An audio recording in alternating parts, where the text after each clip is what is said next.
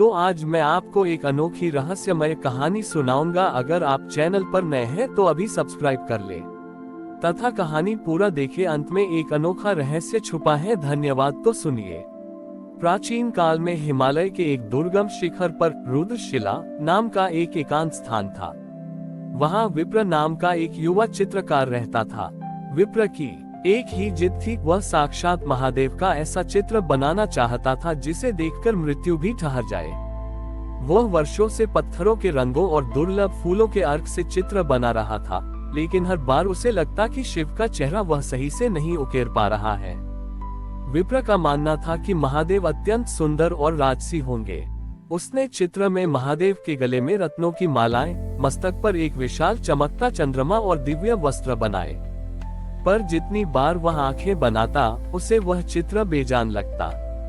उसी पहाड़ी के नीचे एक बूढ़ा लकड़हारा रहता था जिसका नाम था दीनू। दीनू का पैर खराब था और वह मुश्किल से चल पाता था। एक शाम पहाड़ी पर भीषण बर्फबारी होने लगी। विप्र अपने चित्र को पूरा करने में मशगूल था, तभी उसे बाहर से किसी के कराहने की आवाज आई। विप्र ने खिड़की से देखा, दीनू लकड़हारा बर्फ में फंसा हुआ था और ठंड से कांप रहा था। विप्र को लगा कि यदि वह बाहर गया तो उसके हाथ ठंडे हो जाएंगे और वह चित्र की बारीकियां पूरी नहीं कर पाएगा। उसने सोचा, ये तो एक साधारण मनुष्य है, मुझे तो महादेव का सृजन करना है। तभी उसे अपने अंतर्मन से एक आवाज आई, विप्र, जिसका चित्र तू बना रहा है, क्या वह केवल कैनवास पर रहता है? विप्र का मन विचलित हो गया। उसने अपनी तुलिका ब्रश छोड़ी और बर्फ के तूफान में बाहर कूद गया। उसने दीनू को अपने कंधों पर उठाया और अपनी कुटिया में ले आया। उसने उस चित्र को पूरा करने के लिए जो दुर्लभ लकड़ियां और अर्क इकट्ठा किए थे, उन्हें जलाकर आग जलाई ताकि दीनू का शरीर गर्म हो सके। उसने अपनी सबसे अच्छी पेंटिंग को फाड़कर दीनू के फटे हुए पैरों पर पट्टी बांधी। पूरी रात विप्र दीनू की सेवा करता रहा। सुबह जब सूरज की पहली किरणें बर्फ पर पड़ी तो विप्र ने देखा कि उसका वह भव्य चित्र, जिसे वह वर्षों से बना रहा था, आग की तपिश और धुएं से काला पड़ गया था। विप्र उदास हो गया, उसकी बरसों की मेहनत राख हो चुकी थी। तभी दीनू लकड़हारा उठा। उसने मुस्कुराते हुए विप्र के सिर पर हाथ रखा। अचानक कुटिया के भीतर का दृश्य बदल गया। दीनू का वह बूढ़ा और थका हुआ रूप धीरे धीरे ज्योतिर्मय होने लगा। देखते ही देखते वहां साक्षात महादेव प्रकट हुए। पर विप्र ये देखकर दंग रह गया कि महादेव वैसे नहीं थे जैसा उसने चित्र में बनाया था। उनके शरीर पर कोई रत्न नहीं थे, बल्कि वही भस्म थी जो विप्र ने आग जलाते समय इस्तेमाल की थी। उनकी आंखों में वही करुणा थी जो विप्र ने रात भर दीनू की सेवा करते समय अपनी आत्मा में महसूस की थी। महादेव ने मधुर वाणी में कहा, ग्रेटर देन विप्र, तुम मुझे रंगों और रेखाओं में ढूंढ रहे थे, जबकि मैं तुम्हारे कर्म में बैठा था।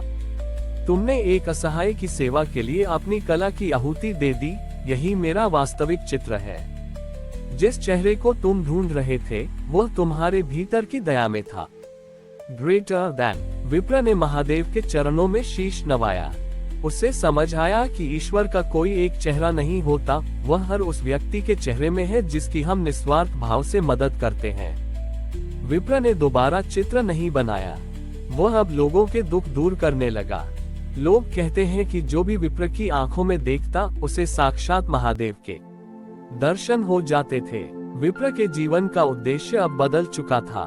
महादेव के उस साक्षात्कार ने उसे सिखाया कि असली कला पत्थर या कैनवास पर नहीं, बल्कि मानव जीवन की खुशहाली में है। लेकिन परीक्षा का अंत अभी नहीं हुआ था। पहाड़ों के उस क्षेत्र में कालकेतु नाम का एक क्रूर तांत्रिक आया।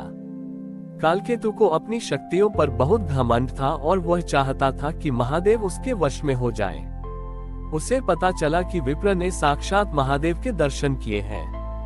वह विप्र के पास पहुंचा और बोला, मूर्ख चित्रकार, तूने जिसे करुणा समझा वह केवल एक भ्रम था। मुझे वह गुप्त मंत्र या चित्र दे जिससे महादेव प्रकट होते हैं, अन्यथा मैं इस पूरी घाटी को अपने तंत्र से राख कर दूंगा। विप्र ने शांत होकर कहा, महादेव किसी मंत्र के अधीन नहीं, बल्कि प्रेम के अधीन है। मेरे पास कोई गुप्त विधि नहीं है। कालकेतु ने क्रोधित होकर अपनी माया से घाटी के जल स्रोतों को बांध दिया और वहां के निर्दोष जीवों को बीमार कर दिया। लोग तड़पने लगे और फिर से विप्र की कुटिया के बाहर जमा हो गए। कालकेतु ने चुनौती दी, यदि तू बड़ा भक्त है तो अपने महादेव से कह कि वे इन लोगों को बचाएं, वरना ये सब प्यासे मरेंगे। उद्धरण चिन्ह। विप्र ने देखा कि स्थिति बहुत विकट है। उसने अपनी टूटी हुई तूलिका ब्रश उठाए और उस काली पड़ चुकी रुद्रशिला की दीवार पर फिर से चित्र बनाना शुरू किया। लोग हैरान थे, एक तरफ लोग मर रहे थे और विप्र चित्र बना रहा था। लेकिन विप्र इस बार रंगों से नहीं बल्कि अपने रक्त और पसीने से चित्र उकेर रहा था। उसने महादेव का कोई रूप नहीं बनाया, बल्कि उसने दीवार पर पूरी सृष्टि का चित्र बनाया, पेड़ पौधे, पशु पक्षी और वे बीमार लोग। उसने चित्र के केंद्र में स्वयं को एक पुच्छ सेवक के रूप में दिखाया जो सबके पैर धो रहा था। जैसे ही विप्र ने वह चित्र पूरा किया और अंत में ओम अंकित किया, चमत्कार हुआ। उस चित्र से वास्तविक जल की धारा फूट पड़ी। वह जल नहीं बल्कि अमृत की संजीवनी थी। जो भी उस जल को पीता उसकी बीमारी दूर हो जाती। कालकेतु की तांत्रिक शक्तियां उस सात्विक ऊर्जा के सामने फीकी पड़ गईं। कालकेतु ने भागने का प्रयास किया पर वह चित्र उसे अपनी ओर खींचने लगा। उस चित्र में अंकित महादेव के अदृश्य हाथ ने कालकेतु के अहंकार को पकड़ लिया। कालकेतु को उस दीवार पर अपना ही काला चेहरा दिखाई दिया जिसमें हजारों लोगों का दर्द छिपा था। उसे अपनी गलती का एहसास हुआ और वह विप्र के चरणों में गिर पड़ा। महादेव की गूंजती हुई आवाज फिर से सुनाई दी, ग्रेटर देन विप्र, आज तुम्हारी कला पूर्ण हुई। तुमने मुझे एक व्यक्ति में नहीं बल्कि पूरी समष्टि सृष्टि में देखा। जब कलाकार स्वयं को मिटाकर सृजन में डूब जाता है तब वह चित्र सत्य बन जाता है। Greater than. कालकेतु ने अपना तंत्र त्याग दिया और वही जल की धारा आज भी विप्र कुंड के नाम से जानी जाती है। विप्र ने ये सिद्ध कर दिया कि महादेव को पाने का सबसे छोटा मार्ग है सबके भीतर शिव को देखना। हमारी और भी आध्यात्मिक एवं अनोखी कहानियां देखने के लिए हमारे चैनल पर जाएं तथा धार्मिक एवं पौराणिक अनोखी कहानियां हमारे चैनल पर है।